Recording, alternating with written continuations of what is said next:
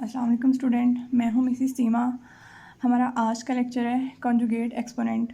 मुझे उम्मीद है आप सब खैरियत से होंगे।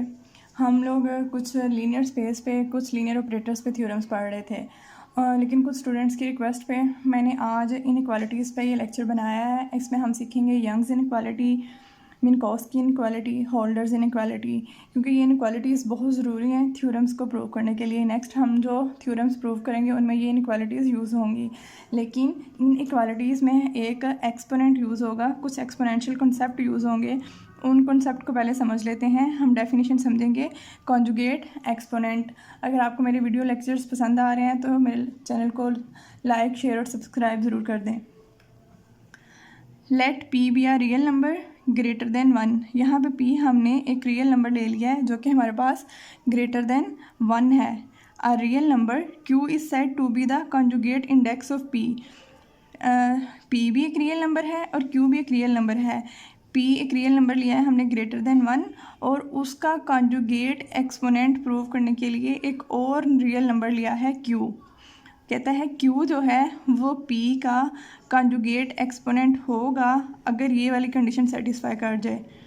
If 1/p + 1/q is equal to 1, यानी p और q के दरमियान ये रिलेशन बन जाए तो इससे ये ज़ाहिर होता है तो q भी फिर p का कॉन्जुगेट एक्सपोनेंट है, p q का, और q जो है वो p का कॉन्जुगेट एक्सपोनेंट है। सिंपल सा रिलेशन है 1/p + 1/q is equal to 1, और यहाँ p और q क्या है, दोनों रियल नंबर्स हैं ग्रेटर देन 1। सिंपल सी बात है। एक्सपोनेंट किसे कहते हैं, पावर्स को। जैसे हम इक्वेशंस में, पॉलिनोमियल्स में देखते हैं पावर्स, जो वेरिएबल के ऊपर पावर आ जाती है उसको हम बोलते हैं एक्सपोनेंट। वैसे तो पावर कांस्टेंट के ऊपर भी होती हैं, 2 का स्क्वायर 4, 3 का स्क्वायर 6, लेकिन कांस्टेंट पावर्स को नहीं। जो वेरिएबल्स के ऊपर पावर होती हैं उनको हम एक्सपोनेंट बोलते हैं, या फिर कुछ जगहों पे इसको इंडेक्स लिखा जाता है, एक्सपोनेंशियल या फिर इंडेक्स। कॉन्जुगेट एक्सपोनेंट या कॉन्जुगेट इंडेक्स एक ही बात है। तो सिंपल बात क्लियर होगी। p और q हमारे पास दो रियल नंबर है ग्रेटर देन 1, और ये दोनों एक दूसरे के कॉन्जुगेट इंडेक्स होंगे अगर 1/p + 1/q is equal to होगा 1 के। अब यहाँ पे नोट एक लिखा है कि 2 इज सेल्फ कॉन्जुगेट। एक एग्जांपल हमने देखी ना, देखिए अगर p की वैल्यू 2 होगी और q की वैल्यू भी 2 हो तो 2 का एलसीएम लें तो 1 + 1 2, 2/2 कैंसिल होके 1, यानी कि ये वाली टर्म किसके बराबर आ जाएगी, 1 के बराबर। तो 2 क्या है, सेल्फ कॉन्जुगेट। ये था हमारे पास कॉन्जुगेट एक्सपोनेंट का कॉन्सेप्ट। अब हम आगे प्रूव करते हैं यंग्स इनइक्वालिटी। हम यंग्स इनइक्वालिटी पे आते हैं। इसको यंग्स इनइक्वालिटी को कुछ बुक्स में लेमा भी लिखा जाता है। मींस कहीं पे सिर्फ लेमा लिखा होगा, आगे स्टेटमेंट यही होगी, तो इट्स मीन ये क्या है हमारे पास, यंग्स इनइक्वालिटी। स्टेटमेंट देखते हैं यंग्स इनइक्वालिटी में क्या है। सबसे पहले स्टेटमेंट को समझना ज़रूरी है। जब आपके पास स्टेटमेंट की समझ होगी तो हमें पता होगा हमने फर्दर क्या करना है। Let p and q be 2 positive real numbers. क्या कह रहा है कि p और q हमारे पास 2 पॉजिटिव रियल नंबर्स हैं। वो सिंपल रियल नंबर्स भी तो कह सकता था, लेकिन नहीं, जो पीछे हमने कॉन्जुगेट एक्सपोनेंट पढ़ा है उसमें भी उसने क्या यूज़ किया था, पॉजिटिव। p और q को पॉजिटिव क्यों लेता है हमेशा, एक क्वेश्चन ये भी तो है ना माइंड में। रियल नंबर्स है सिंपल, तो रियल नंबर्स तो नेगेटिव भी होते हैं और पॉजिटिव भी होते हैं, तो यहाँ पे सिर्फ वो पॉजिटिव क्यों ले रहा है, क्योंकि वो एक्सपोनेंट के तौर पे इनको यूज़ कर रहा है, और एक्सपोनेंट कभी भी हमारा नेगेटिव नहीं होता, एक्सपोनेंट हमेशा पॉजिटिव होता है। इसलिए वो क्लियर कर रहे हैं कि p और q हमारे पास 2 पॉजिटिव रियल नंबर्स हैं। And 1/p + 1/q is equal to 1 के। यही रिलेशन अभी हमने पढ़ा है कॉन्जुगेट एक्सपोनेंट के लिए, इसलिए पहले मैंने उसकी डेफिनेशन समझाई है। ये यंग्स इनइक्वालिटी की स्टेटमेंट है, ये हमने हमारे पास एज इट इज़ होगी, इसमें हमने सिर्फ प्रूव करना है। स्टेटमेंट में ऐसे कुछ भी बात नहीं है। लेट नेक्स्ट वो कह रहा है अल्फ़ा बीटा 2 नंबर लिए हैं, 2 नंबर p और q लिए हैं जिनके दरमियान ये रिलेशन है कॉन्जुगेट एक्सपोनेंट का, और नेक्स्ट 2 नंबर लिए हैं अल्फ़ा बीटा, वो दोनों नंबर भी greater than and equal to 0 है, मीन्स पॉजिटिव रियल नंबर्स हैं। आगे p और q का वो बता रहा है कि वो 1 से इन्फिनिटी के दरमियान होंगे। उनकी एक हम उसने कंडीशन रख दी है कि वो दोनों नंबर्स 1 से इन्फिनिटी तक ही होंगे। अब हमने जो चीज़ प्रूव करनी है, हमारे करने का काम यह है, यहाँ तक तो उसने स्टेटमेंट बताई हुई है। देन शो डैट, हमने ये चीज़ शो करनी है अल्फ़ा बीटा, ये वाले जो 2 नंबर हमने लिए हैं पॉजिटिव रियल नंबर्स, इन दोनों के दरमियान जो रिलेशन है, प्रोडक्ट रिलेशन, वो लेस देन है alpha p/p + beta exponent q/q। Q. ये वाली कंडीशन जो है हमने सेटिस्फाई करनी है इन चीज़ों को यूज़ करते हुए। तो चलते हैं प्रूफ की तरफ। शीट जी, हम प्रूफ की तरफ चलते हैं। हमारे पास यहाँ पे हम दो केस बनाएंगे प्रूफ के लिए। केस 1 है इफ़ P = Q = 2। यहाँ पे वो रियल नंबर जो हमारे पास दो रियल नंबर थे P और Q, पॉजिटिव रियल नंबर, उनको 2 के बराबर ले रहा है। ऐसा क्यों कर रहा है? 1 के बराबर भी तो ले सकता था, लेकिन ऊपर कंडीशन देखें जो स्टेटमेंट में गिवन है कि P Q जो है वो >1 और <∞ है। 1 के बाद सबसे छोटा नंबर जो है 2 है, जो कि कंडीशन में आता है, क्योंकि कंडीशन क्या है कि P Q जो है वो 1 से लेकर >1 ∞ है, यानी कि 1 जो है इस इंटरवल में शामिल नहीं है। तो इसलिए हमने P Q की वैल्यू कितनी ली है? 2। Then proof is trivial. इसकी वजह से क्या हो गया? प्रूफ ट्रिवियल है बिकॉज ऑफ फैक्ट। इस फैक्ट की वजह से अगर हम P Q की वैल्यू 2 लेते हैं तो प्रूफ जो है वो ऑटोमेटिकली सेटिस्फाई कर रहा है इस चीज़ को। यहाँ पे ये देखें हमने फैक्ट क्या लिया है, α - β होल स्क्वायर > 0। ऐसा क्यों कह रहा है? क्योंकि अल्फ़ा और बीटा हमने दो कैसे नंबर लिए हुए हैं जो कि > 0 है, यानी कि दोनों पॉजिटिव रियल नंबर है। तो कोई से भी दो रियल नंबर्स अगर वो नेगेटिव भी होते हैं इन केस, फॉर एग्जांपल मैं समझाने के लिए बात कर रही हूँ, तो ऊपर क्या है होल स्क्वायर, तो स्क्वायर की वजह से वो फिर भी पॉजिटिव हो जाने थे। तो > 0 हर कंडीशन में ये सेटिस्फाई कर रहा है। हर मतलब जैसे भी हम नंबर्स ले लें, ये वाली कंडीशन जो है हमारे पास सेटिस्फाई कर रही है, α - β होल स्क्वायर > 0। अगर फॉर एग्जांपल यहाँ पे नंबर लेते हैं 5 - 3, 5 - 3 2 का स्क्वायर 4 > 0। यहाँ पे स्मॉल नंबर ले लें 3 - 5 - 2 होल स्क्वायर 4, माइनस जो है स्क्वायर की वजह से पॉजिटिव हो गया, 4 > 0।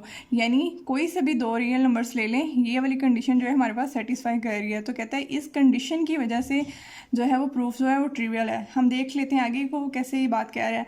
जो चीज़ हमने प्रूव करनी थी, जो देन के बाद चीज़ होती है वो हमने शो करनी होती है, वो हमने प्रूव करनी होती है। वो कंडीशन हमने ले ली α β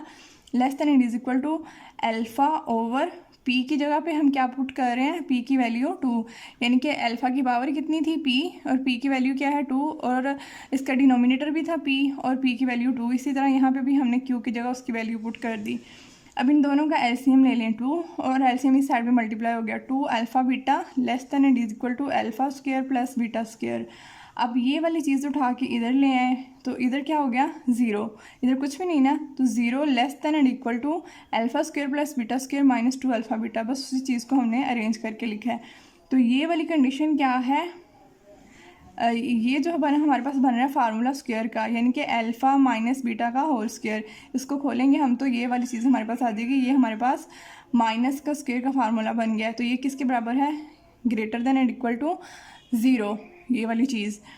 तो इसको हमने कर दिया α - β का होल स्क्वायर > 0। तो ये वाली कंडीशन सेटिस्फाई होगी, और ये हमेशा जो है ट्रू है। इस वजह से वो कह रहा है कि ये वाला रिलेशन हमारे पास सेटिस्फाई कर रहा है। ये वाला रिलेशन किसके लिए सेटिस्फाई कर गया है, 2 के लिए। तो P = Q = 2 हो, यानी कि ये दोनों रियल नंबर्स 2 के बराबर हों, तो हमारे पास यंग्स इनइक्वालिटी होल्ड करती है। अब हम केस 2 लेते हैं कि अगर हमारे पास ये 2 के बराबर ना हो, कोई सा भी रियल नंबर हो। ये तो हमने देखा ना कि अगर 2 का स्पेसिफिक केस कर लिया, अगर 2 के बराबर ना हो कोई नंबर, 3 4 5 कोई से भी रियल नंबर्स हों, तो क्या फिर भी यंग्स इनइक्वालिटी होल्ड करती है? तो उसके लिए हम केस 2 देखते हैं। केस 2 क्या है, इफ़ P ≠ 2। अब कहता है हमने P एक ऐसा नंबर लिया जो कि 2 के बराबर नहीं है, वो कोई सा भी रियल नंबर हो सकते हैं, 3 4 5 so on. Let us choose a function. तो फिर P के लिए हम एक फंक्शन चूज़ करते हैं, P Q के लिए। क्या जो रिलेशन हमारे पास गिवन है जिसको हमने प्रूव करना है, α β < α P/P + βQ/Q, उस रिलेशन को अरेंज करके हमने एक फंक्शन का नाम दे दिया है f(α)। अब अल्फ़ा, इस फंक्शन का डेरिवेटिव ले लें with respect to alpha. First derivative with respect to alpha ले रहे हैं, फर्स्ट डेरिवेटिव ऑफ अल्फ़ा। हम जानते हैं जो कांस्टेंट पावर्स होती हैं जो कांस्टेंट होते हैं वो साइड पे हो जाते हैं, 1/p एज इट इज़। और इसकी पावर जो थी, पावर स्टार्ट में डेरिवेटिव्स में ऐसे ही होता है ना, पावर स्टार्ट में और पावर में से एक माइनस अल्फ़ा P - 1 प्लस इस टर्म में अब अल्फ़ा ही नहीं है, हमारा डेरिवेटिव किसके रिस्पेक्ट चल रहा है, अल्फ़ा के। तो जब अगर यहाँ पे अल्फ़ा नहीं है तो हमारी ये वाली चीज़ जो हो जाएगी ज़ीरो हो जाएगी, ये वाली टर्म हमारे पास होगी ज़ीरो, माइनस अल्फ़ा की डेरिवेटिव 1 और बीटा एज इट इज़ आ जाएगा। क्योंकि यहाँ पे अब अल्फ़ा था तो इसलिए ये टर्म ज़ीरो नहीं होगी, यहाँ पे अल्फ़ा खुद 1 हो जाएगा, बट वो अपने साथ वाले टर्म को एज इट इज़ रखेगा, उसको ख़त्म नहीं होने देगा। दोबारा देख लें इस फंक्शन का, हमने जब केस लिया, सेकंड केस लिया कि p not is equal to 2 है, तो हमने उसके लिए एक फ़ंक्शन चूज़ कर लिया। फंक्शन कैसा था, जो चीज़ हमें गिवन थी, जो हमने प्रूव करनी थी, अल्फ़ा बीटा वाला रिलेशन, उसी रिलेशन को अरेंज करके उसका नाम रख लिया function with respect to alpha, F of alpha. अब इसका हम फर्स्ट डेरिवेटिव ले लेते हैं। फर्स्ट डेरिवेटिव लिया विद रिस्पेक्ट टू अल्फ़ा, तो कांस्टेंट हम साइड पे as it is, power start में अल्फ़ा p माइनस 1, ये वाली टर्म ज़ीरो होगी क्योंकि इसमें अल्फ़ा नहीं था और इस टर्म में अल्फ़ा था, सो अल्फ़ा डेरिवेटिव 1 और बीटा एज इट इज़ हो गया। जो हमने डेरिवेटिव लिया है उसमें को अरेंज करें, p से कैंसिल हो गया तो हमारे पास ये वाली टर्म्स बच गई हैं only, alpha power p minus 1 minus beta is equal to 0। अब यहाँ से अल्फ़ा की वैल्यू हम निकाल सकते हैं, ये इसको हम दे देंगे इक्वेशन नंबर 1, जो हमने फर्स्ट डेरिवेटिव लिया उसकी इक्वेशन ये बनी है। इससे आगे हम फर्दर सेकंड डेरिवेटिव भी लेंगे, क्योंकि हमारे पास रिलेटिव एक्सट्रीमा का कॉन्सेप्ट है। अगर आप में से कुछ लोग जानते हैं, नहीं भी जो जानते हैं, मैं उनके लिए भी समझा देती हूँ। यहाँ पे हम रिलेटिव एक्सट्रीमा का कॉन्सेप्ट यूज़ करेंगे, जिसके लिए हम सेकंड डेरिवेटिव लेंगे, लेकिन पहले हम यहाँ से फर्स्ट डेरिवेटिव से जो हमने इक्वेशन बनाई है वहाँ से हम अल्फ़ा की वैल्यू निकाल लेते हैं। Alpha power p minus 1 is equal to beta, यहाँ से p माइनस 1 की वैल्यू हम निकालते हैं। ये देखें, ये था हमारे पास रिलेशन स्टार्ट में, ये मैंने सिर्फ आपको समझाने के लिए सेपरेटली लिखा है कि ये वैल्यू हमने कैसे निकाली है। 1 over p plus 1 over q is equal to 1, यहाँ से दोनों को p से मल्टीप्लाई कर दें, p over p plus p over q is equal to p, तो p ओवर p किसके बराबर आ गया, 1 के, plus p over q is equal to p, तो यहाँ से 1 जो है इस साइड पे आके माइनस हो गया, p over q is equal to p minus 1, तो p माइनस 1 की वैल्यू हमारे पास p ओवर q, और अगर हम इसको उल्ट करें तो यहाँ पे हमने फिर अभी ये वाली वैल्यू हमने निकाली है, लेकिन यहाँ पे हम यूज़ नहीं कर रहे अभी। p माइनस 1 को हमने दूसरी साइड पे लेके जाएंगे तो ये 1 ओवर p माइनस 1 बीटा की पावर हो जाएगी, alpha is equal to beta की पावर 1 ओवर p माइनस 1। क्योंकि हमने वैल्यू अल्फ़ा की निकालनी थी, इसलिए अल्फ़ा को सिंपल करने के लिए p माइनस 1 से डिवाइड कर दें तो ये वाली चीज़ खत्म हो जाएगी, तो इधर आ जाएगा 1 ओवर p माइनस 1, ये हमारे पास आ गया alpha is equal to beta 1 over p minus 1 exponent. ये सिर्फ हमने अल्फ़ा की वैल्यू निकाली है, कहाँ से, फ्रॉम 1 से। अब हम 1 विद रिस्पेक्ट टू 1 डेरिवेटिव लेते हैं, अगेन डबल डेरिवेटिव ऑफ 1। जब हम इसका डबल डेरिवेटिव लेंगे फर्स्ट डेरिवेटिव से दोबारा, F of second derivative of alpha p minus 1 power start में अल्फ़ा की पावर p माइनस 2, और ये वाली टर्म बीटा जो है इज इक्वल टू 0 हो जाएगी, क्योंकि यहाँ पे अल्फ़ा शामिल नहीं है। तो इस टर्म को, ये वाली जो टर्म आई है इसको वो क्या लिख रहा है, ग्रेटर देन 0। इसको ग्रेटर देन 0 क्यों लिख रहा है, क्योंकि सेकंड डेरिवेटिव जो लिया हमने, देख p भी हमारे पास एक पॉजिटिव रियल नंबर था, अल्फ़ा भी हमारे पास एक पॉजिटिव रियल नंबर था, ये दोनों पॉजिटिव रियल नंबर थे, तो इनका रिलेशन जो है हमेशा हमारे पास ग्रेटर देन 0 आएगा, इसलिए ये हमारे पास एक पॉजिटिव नंबर आया सेकेंड डेरिवेटिव। तो हमारे पास एक रिलेटिव एक्सट्रीमा का कॉन्सेप्ट होता है। इससे नेक्स्ट समझने से पहले हम रिलेटिव एक्सट्रीमा का कॉन्सेप्ट देखते हैं, फिर आपको समझ आएगा।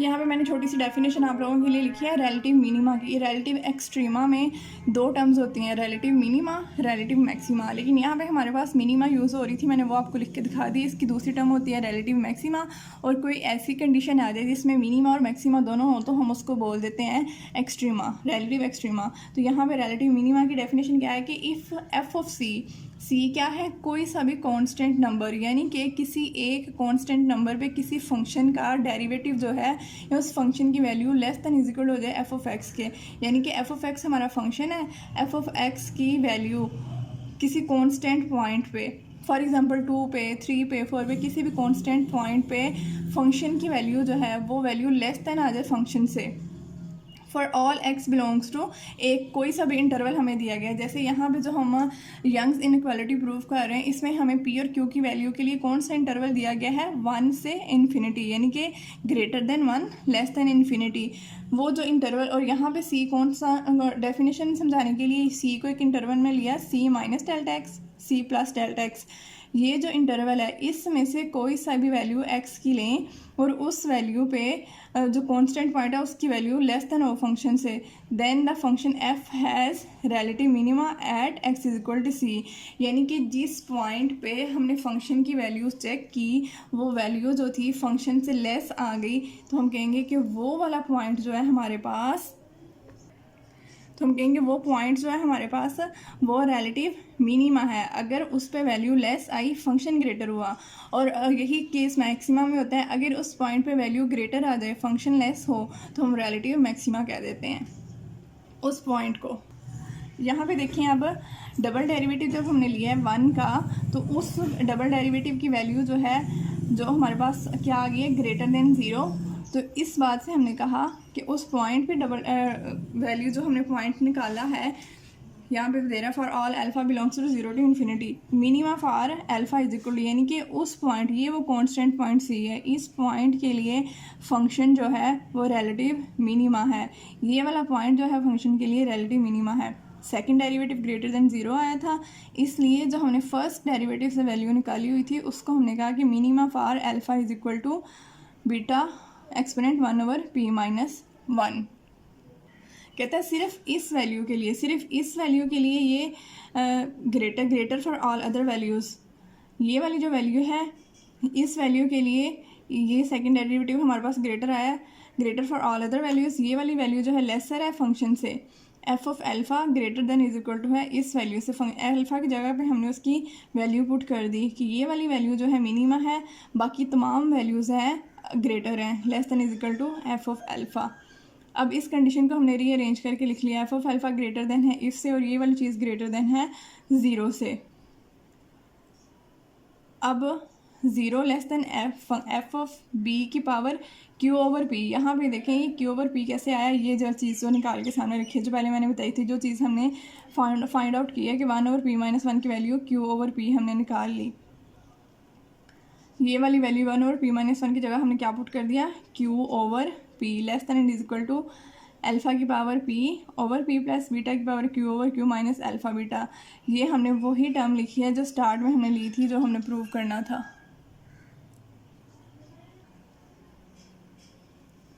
ये चीज़ हमारे पास आ गई।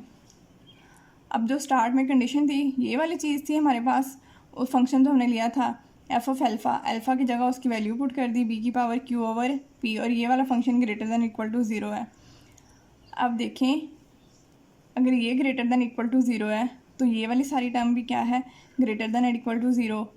तो ये वाला रिलेशन क्या बन रहा है हमारे पास, इसको अल्फ़ा बीटा को दूसरी साइड पे ले दें, alpha over P plus beta over Q, तो ये टर्म हमारे पास आ गई। यही चीज़ हमने प्रूव करनी थी यंग्स इनइक्वालिटी में। अगर आपको कहीं से समझ ना आई हो तो आप मुझसे दोबारा भी पूछ सकते हैं।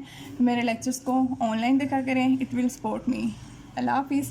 नेक्स्ट वीडियोज़ में हम सीखेंगे होल्डर्स इनइक्वालिटी।